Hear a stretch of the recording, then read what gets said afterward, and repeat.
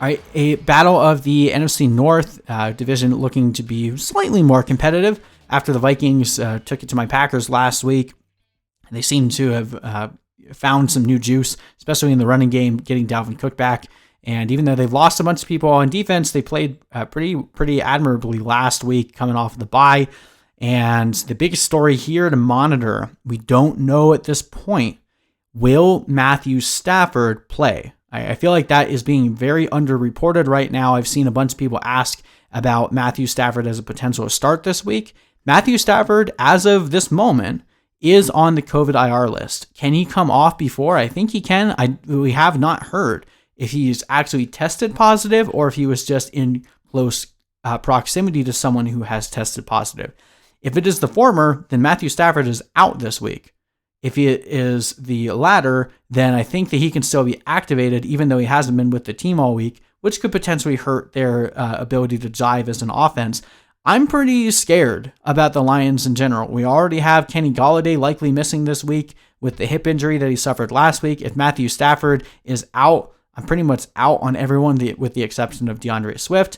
I'm surprised with the way that Vegas is looking at this game because right now they had this as a 51-point over-under. I don't think that comes anywhere near that if Matthew Stafford is out. Right now they have the Vikings favored, but only by 4.5 points.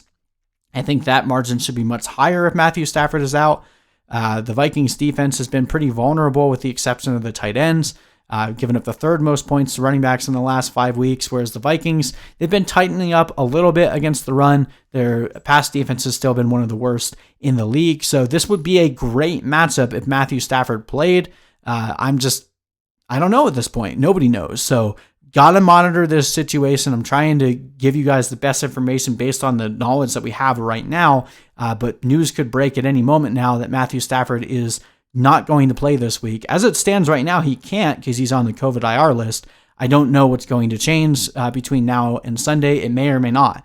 So if Stafford is out, then that definitely changes things. I'm kind of proceeding right now thinking my projections right now are as if Stafford plays, but he's activated on Sunday, meaning he had no time to participate with the team, which means he could be a tad bit rusty, but I mean, he's a seasoned veteran at this point. I don't know that he necessarily needs the time to work through the game plan with the rest of his team to really be that efficient. So I'm projecting it as if Stafford plays. If Stafford does not play, then I think that makes me even more wary of any of the starts for the Lions. So that being said, assuming Stafford plays, I'm still going to play DeAndre Swift. DeAndre Swift has looked very solid and has continued to see his touch count go up as the season has gone on. Yes, he had a poor performance last week, but look for him to rebound. This Vikings team is very weak against running backs in the passing game, as we've seen all the way back when Aaron Jones was able to have a good game against them. I think that DeAndre Swift could definitely have a pretty strong performance here. Obviously, with Kenny Golladay out, I think Marvin Jones will see the majority of the looks there, and TJ Hockenson as well should be a pretty strong player to go here.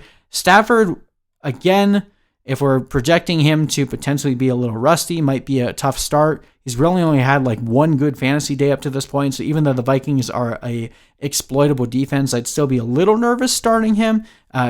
If he does get activated today or tomorrow, I'll probably bump him up to the starter category. So you just got to monitor that situation.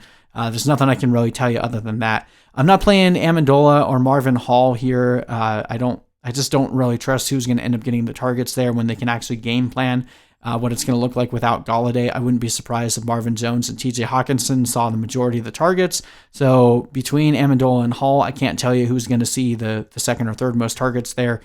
Could be a hodgepodge, and we could even see some other guys like Quintez Cephas come up. So I'm nervous about playing anyone other than Marvin Jones in the passing game, or Hockenson and Marvin Jones. On the Vikings side, this is easy. We're playing Dalvin Cook, we're playing Adam Thielen, we're playing Justin Jefferson. Simple. Tight ends has been a strong suit for the Lions to shut down, so we're not playing Irv Smith. Mattison is not getting nearly enough work to even warrant a flex at this point, so as long as Cook stays healthy, Mattison stays on your bench, and Kirk Cousins has been pretty ineffective for fantasy this year, so he stays on your bench. Very easy. If Stafford is out, it's gross, but you could potentially play the Vikings defense. There's going to be more turnovers at that point. I don't trust the Lions offense nearly as much, and the Vikings defense has looked a little bit better over the past couple weeks. So even though they've been giving up a lot of points, if the Lions don't have Stafford, I think the Vikings get jumped up into that streaming category if you're desperate.